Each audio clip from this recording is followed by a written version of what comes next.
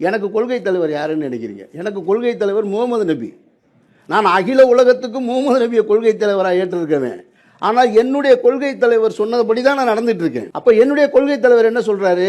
இங்க வந்து பிறப்புல ஏற்றத்தாழ்வு இல்லைன்றாரு. அதாவது உலகம் முழுவதும் இன்றைக்கு கொண்டாடி கொண்டிருக்கக்கூடிய இஸ்லாமிய சமூகம் தங்களுடைய வேத நூலாக கொண்டிருக்கக்கூடிய திருக்குரானை அரபி மொழியில் இறங்குது.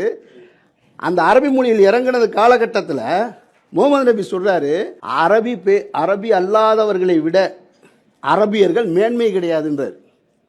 இந்த மொழியில் இந்த வேதம் இறங்கியது என்பதற்காக இந்த மொழிக்கு தனித்துவம் கிடையாதுன்றார். 1400 வருஷத்துக்கு முன்னாடி, இப்போ இல்லை. அதனால அரபியை விட நீ கீழானவன் யாரும் நினைச்சிடாது. மேலானவன் அரபி மேலானவன் கிடையாது, மற்றவங்க கீழானவன் கிடையாது. கருப்பரும் அரபியரும் ஒன்றேன்னு சொல்றார்.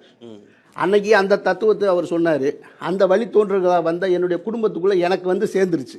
அப்போ நானும் அவனும் அண்ணன் தம்பியா சகோதரனாக வாழக்கூடிய ஏற்றத்தாழ்வு இல்லாமல், நான் சின்ன வயசுலேருந்து எனக்கு சாதி தெரியாது. நான் படித்தது பூரா சாதி பள்ளிக்கூடம், மதுரை ஆயிரவிசியம் மஞ்சப்புத்தூர் மகாஜன சபைன்னு செட்டியார் பள்ளிக்கூடம், அதுக்கடுத்து ஜெயராஜ் நாடார் மேல்நிலைப்பள்ளி, அதுக்கடுத்து முகையத் ஷா சர்க்குரு வக்பு வாரிய கல்லூரின்னு. ஆனால் நான் படித்தது பூரா சாதி மதம் சார்ந்த கல்வி நிலையங்கள். எனக்கு சாதியே தெரியாது. நான் விளையாட்டுக்கு சொல்லலை, நான் நிஜமான உண்மையை சொல்கிறேன். நான் சத்தியமான உண்மையை சொல்கிறேன். என்னுடைய நண்பர்கள் 2 பேர், ஒரு ஜீவான்னு ஒரு நண்பர் என்னுடைய ரொம்ப நெருக்கமாக இருக்கும் கல்லூரி காலகட்டத்தில். அப்போ இன்னொரு நண்பர் வந்து அவரோட போகும்போதெல்லாம், நீ என்னடா எப்போ பார்த்தாலும் அவனோடய போயிட்டே இருக்க அப்படின்னு. என்னன்னு கேட்பேன். அவனோட அதில் இவன் கேட்குற கேள்வி, ஏன் அவன் கூட போகிற அப்படின்னு. அப்போ அவன் கூட போனால் என்ன அவனு?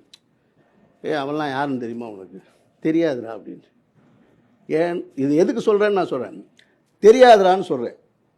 அப்போ சொல்கிறான், இல்லை அவங்கெல்லாம் வந்து கொஞ்சம் தாழ்ந்த ஜாதி, கீழ் சாதி. அவன் சொன்னது கீழ் சாதின்ற அந்த அந்த இதில் சொல்கிறான். உனக்கு அப்புறம் தெரியணும், பேரை பார்த்தா தெரியலையா, ஜீவான்னு வச்சுருக்கான் அப்படின்றான்.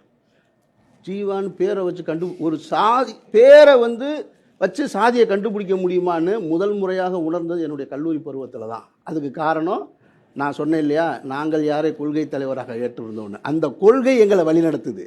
அப்போ என்னால் அதை உணர முடிந்தது.